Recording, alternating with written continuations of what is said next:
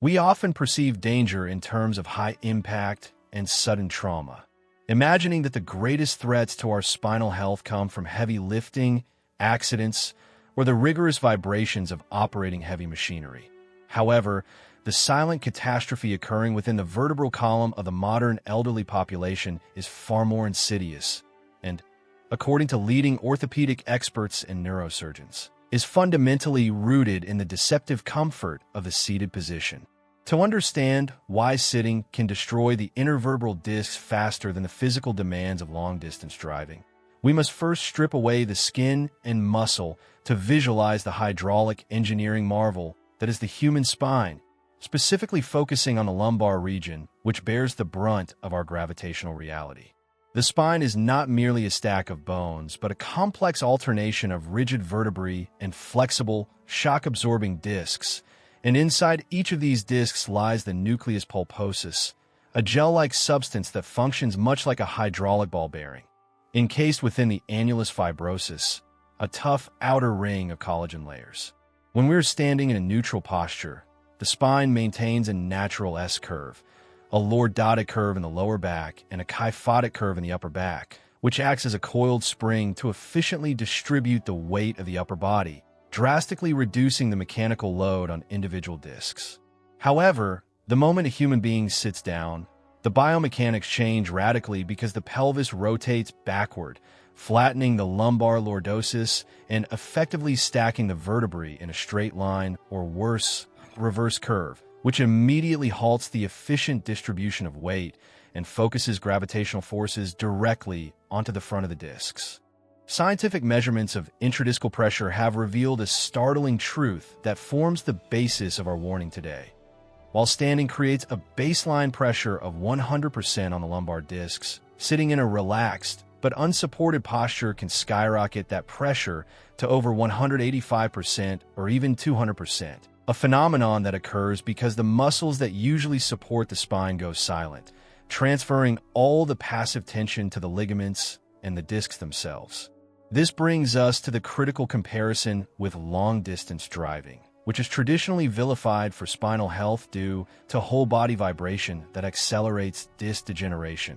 However, the stationary sitting postures we are about to discuss can be even more destructive because they are sustained for longer periods without the interruptions of focus required by driving, leading to a state of creep deformation where the tissues slowly stretch and deform over time, eventually losing their ability to return to their original shape. The first and perhaps most ubiquitous of these destructive postures is what biomechanists refer to as the sacral slouch, a position where the individual slides the hips forward on the chair seat while leaning the upper back against the backrest, creating a C shape with the entire spine rather than the natural S shape. When an elderly individual engages in the sacral slouch, often while watching television or reading on a sofa, they are fundamentally altering the fulcrum of their body weight, shifting it from the ischial tuberosities, the sit bones designed to bear weight, to the sacrum and the coccyx, structures that are not evolutionarily adapted to support the torso's mass. This C-shaped curvature forces the anterior, front, edges of the vertebrae to compress together while the posterior, back, edges splay apart, creating a wedge effect that squeezes the gelatinous nucleus pulposus backward against the sensitive nerve roots and the spinal cord itself. Imagine holding a water balloon between two books and squeezing the front edges of the books together. The balloon will inevitably bulge out the back, and this is exactly the mechanism of a posterior disc herniation caused by slouching. For the aging spine, which is already suffering from a natural reduction in proteoglycans, the molecules that hold water inside the disc. This backward pressure is catastrophic because the posterior wall of the annulus fibrosus is the thinnest and weakest part of the disc structure. Furthermore, this posture creates a state of continuous passive flexion that creates a phenomenon known as hysteresis in the spinal ligaments, meaning that after as little as 20 minutes of sitting in this slumped position, the ligaments that hold the spine together become overstretched and lax, losing their protective tension and leaving the spine unstable when the person finally attempts to stand up. This instability is the primary reason why many seniors experience a sudden catch or sharp pain in their back upon rising from a soft sofa. It is not the act of standing that caused the injury, but the prolonged deactivation of the spinal stabilizers and the stretching of the posterior chain during the hours of slouching that left the spine vulnerable to shear forces. The sacral slouch also compromises the respiratory system by compressing the abdominal cavity and restricting the descent of the diaphragm, which reduces intra-abdominal pressure, a natural airbag mechanism that usually helps support the lumbar spine from the front. Moving beyond the generalized slouch, we must scrutinize the second and third postures, which introduce a new and dangerous variable to the equation. Asymmetry and torque, forces that the human spine is notoriously poor at handling compared to simple vertical compression. The second posture, widely prevalent in our modern era of connectivity, involves the forward head or tech neck position, often adopted when seniors sit at a dining table browsing a tablet or hunching over a newspaper with their elbows on the table and their chin jutting forward. While this may seem like a cervical, neck issue, the kinetic chain of the human body dictates that the position of the head dictates the alignment of the entire spine. For every inch the head moves forward from the center of gravity, the effective weight of the head on the cervical disc doubles, creating a lever arm that exerts tremendous tension down through the thoracic spine and into the lumbar region.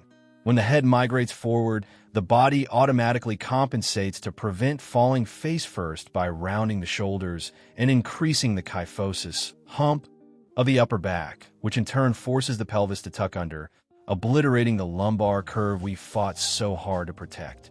This chain reaction demonstrates that a cervical error becomes a lumbar tragedy, as the muscles of the lower back, the erector spinae, are forced to remain in a state of constant, low-level eccentric contraction to counter the weight of the forward head, leading to ischemic pain, a burning sensation caused by lack of blood flow to the muscles, and increasing the compressive load on the lumbar discs by up to 300% compared to standing. The third posture is deceptive because it is often associated with elegance or relaxation. The leg cross or asymmetrical lean, where one leg is draped over the other, or the individual leans heavily onto one armrest. From a biomechanical standpoint, crossing the legs is equivalent to wringing out a wet towel. It mechanically unlevels the pelvis, raising one hip higher than the other, which forces the lumbar spine to curve sideways, scoliosis, and rotate simultaneously to keep the eyes level with the horizon. The intervertebral disc is incredibly strong against compression, but it is exceptionally weak against torsion or twisting forces. The collagen fibers of the annulus fibrosus are arranged in alternating diagonal layers, meaning that when you twist the spine, only half of the fibers are tightened to resist the force while the other half goes slack, effectively having the structural integrity of the disc. When an older adult sits with legs crossed for an hour, they're placing the lumbar discs in a sustained torsional load that grinds the facet joints, the small stabilizing hinges on the back of the spine, against one another, wearing down the cartilage and accelerating osteoarthritis. Furthermore, the leaning posture creates a wedge deformity where the disc is compressed on the side of the lean and stretched on the opposite side. Over time, this constant uneven pressure signals the bone cells, osteoblasts, to lay down extra calcium in the high-pressure areas to shore up support, leading to the formation of bone spurs or osteophytes. The cumulative effect of the forward head lever and the pelvic twist creates a spiral of degradation that far outpaces the uniform, were caused by the symmetrical act of driving, as it fundamentally alters the architectural geometry of the spine, turning a column designed for support into a twisted structure prone to buckling. In this final analysis of postures, we must address the fourth posture, which is perhaps the most paradoxical: the rigid soldier or hypererect sitting posture, where an individual attempts to force their back into a perfectly straight vertical line without back support, often at the edge of a chair, believing this to be the epitome of good posture.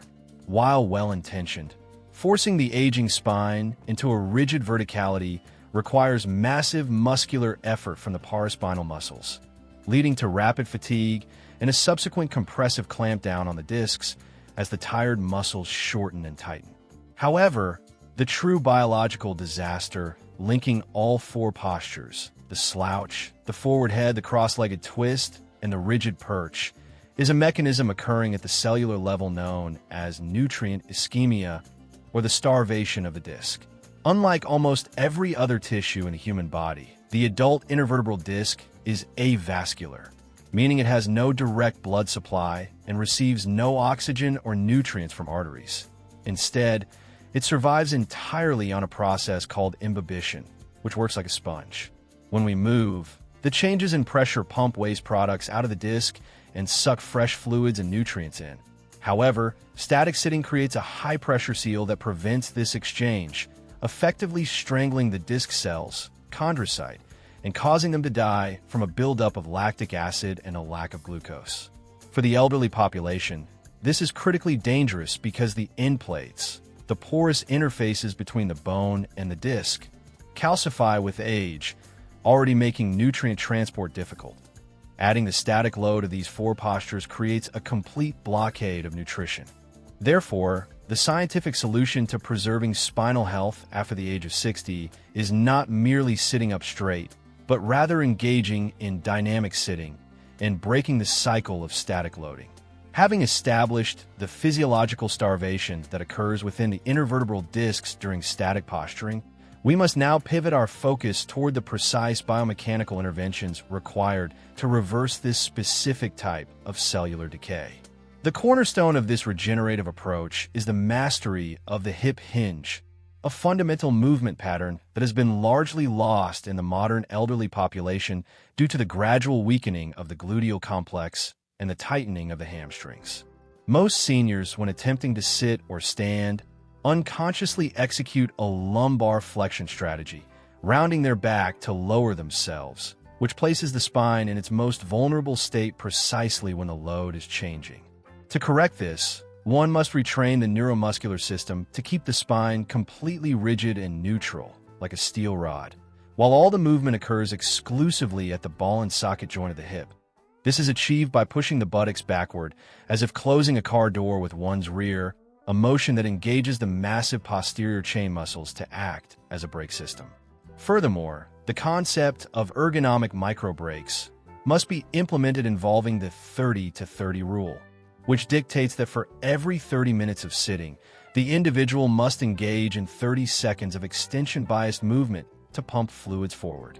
Beyond the mechanics of movement, we must address the psoas paradox, which is a critical factor in the sitting-induced back pain equation. The psoas major is a deep hip flexor muscle that connects the thigh bone directly to the lumbar vertebrae, and when we sit for prolonged periods, this muscle remains in a shortened state, eventually adapting by becoming chronically tight and fibrous. When the individual finally stands up, this shortened psoas pulls relentlessly on the lumbar vertebrae, dragging them forward into a hyperlordotic curve and creating a compressive vice grip on the facet joints. However, the most profound intervention for the aging spine is supine decompression, a technique that utilizes gravity to undo the day's damage. By lying on the floor with the lower legs elevated on a chair or ottoman so that both the hips and knees are at 90-degree angles, the psoas muscle is put into a position of maximum slack, instantly stopping its tug-of-war on the spine. In this specific geometric arrangement, the force of gravity, which usually compresses the spine, now works to gently flatten the lumbar curve against the floor, creating a subtle traction effect that lowers the intradiscal pressure to below zero, a negative vacuum state, which physically sucks fluids, oxygen, and immune cells from the surrounding vertebral bodies back into the center of the disc. This process is known scientifically as rehydration via imbibition and is most effective when performed for 15 to 20 minutes in the late afternoon. As we deepen our investigation into spinal preservation, we must confront and dismantle several pervasive myths that have misled the geriatric population for decades, particularly the misconception surrounding straight-backed sitting and the overuse of lumbar supports. The widely held belief that one must sit perfectly upright at a 90-degree angle is biomechanically flawed because maintaining a vertical spine against gravity requires a continuous, high-level isometric contraction of the paraspinal muscles, which creates a compressive force on the discs comparable to carrying a heavy backpack. Research in ergonomics suggests that a slightly reclined posture of approximately 100 to 110 degrees provided the neck remains neutral and the lumbar curve is supported, actually results in the lowest intradiscal pressure readings. This leads us to the second dangerous myth, the idea that softer is better, which drives many seniors to purchase overcushioned recliners and deep sofas that lack structural integrity. While these surfaces feel pleasant to the skin initially, they function like quicksand for the skeletal system, offering zero resistance against the force of gravity and allowing the pelvis to tilt indiscriminately until the spine hits its end range of motion on the ligaments. A healthy chair for an aging spine must be firm enough to provide feedback to the ischial tuberosities, allowing the sitter to feel their position in space. Finally, we must scrutinize the timing of movement, specifically the morning vulnerability window. Many seniors, motivated by health advice, attempt to stretch or exercise immediately upon waking, unaware that the spinal discs are at their most critical hydrostatic volume in the morning. During sleep, the discs absorb water and swell, increasing the pressure within the annular walls by up to 240%. Bending, twisting, or sitting in a slump posture during the first hour after waking subjects these swollen, tense discs to immense hydraulic stress, drastically increasing the risk of an annular tear or blown disc. Therefore, the scientific protocol dictates that the first hour of the day should be reserved for upright, gentle movement like walking, allowing gravity to naturally squeeze out the excess overnight fluid. Another critical misunderstanding involves the use of back braces. While these devices can offer temporary relief, reliance on them causes rapid atrophy of the core musculature, leaving the spine more unstable than before. Ultimately, the warning from experts is clear. The spine is a structure designed for motion. Its greatest enemy is stasis. By identifying these toxic postures and replacing them with dynamic awareness, movements like the hip hinge, and decompression techniques, we can halt the accelerated aging of the spine. The choice is biological. We can either starve our discs through static negligence or nourish them through dynamic mindfulness, ensuring that our spinal health outlasts the mileage of even the longest drive.